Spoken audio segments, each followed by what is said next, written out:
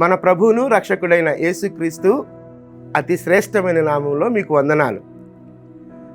మన జీవితాలలో ఆశ అన్నది చాలా ప్రాముఖ్యమైనది. ఒక రైతు పొలాన్ని దున్నేటప్పుడు, ఆ పొలంలో విత్తనాలు వేయకముందు దున్నేటప్పుడు చాలా ఆశతో దున్నుతాడు. విత్తనాలు వేసిన తర్వాత ఆ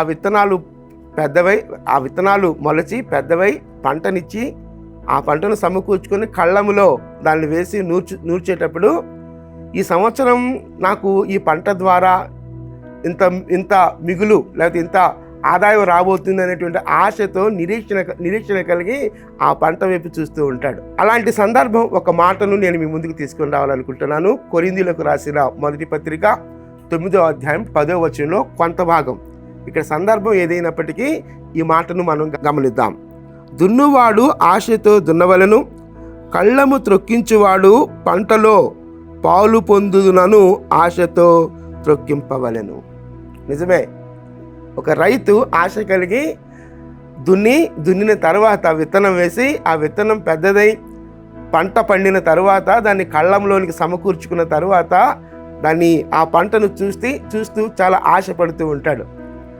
విశ్వాస జీవితంలో కూడా మనకు కూడా ఆశ అనేది చాలా ప్రాముఖ్యమైనది. ఆశ అన్నప్పుడు నిరీక్షణ అని చెప్పొచ్చు. అంటే దేవుని మీద ఆధారపడగలిగే అనుభవాలు, దేవునిని విశ్వసిస్తూ దేవుని మీద నిరీక్షణ కలిగి ఉన్నప్పుడు దేవుడిచ్చే ఆలోచన కావచ్చు, ఆశీర్వాదం కావచ్చు గొప్పది. అయితే ఈ సందర్భం ఎలా ఉన్నప్పటికీ ఆ మాటను మాత్రమే మనం ఆలోచించినట్లయితే ఆశ, రైతుకు ఉన్నటువంటి ఆశ లేకపోతే ఒక వ్యవసాయదారునికి ఉన్నటువంటి ఆశ మనము కూడా పొందుకోవాలి. మనం కూడా ఉన్నప్పుడు ఆ ఫలంలో ఆ ఫల సాయాన్ని లేదా ఆ పంటలో పాలు పొందుకొనే ఆశ కలిగి ఆ పంటను పొందుకునేటువంటి అనుభవాలు మనం అక్కడ చూస్తాం. కాబట్టి నిరాశ నిస్పృహ మన జీవితాల్లో ఆయా సందర్భాల్లో మనను ఆవహించినప్పటికీ దేవుని ఉద్దేశాలను మనం జ్ఞాపకం చేసుకుంటూ ఆశ కలిగి దేవుని మీద ఆధారపడినప్పుడు పంటను సమకూర్చుకునే వారంగా ఉంటాం. అనగా ఆశీర్వాదాలు ప్రోగు చేసుకునే వారంగా ఉంటాం. ఒకసారి ఆలోచిద్దాం. ఒకవేళ ఏదైనా నిరాశ నిస్పృహ కలిగి ఉన్నట్లయితే ఇదిగో దేవుడు మనతో మాట్లాడుతుండగా ఆశ కలిగి దేవుని వైపు చూద్దాం, నిరీక్షణ కలిగి దేవుని వైపు చూద్దాం.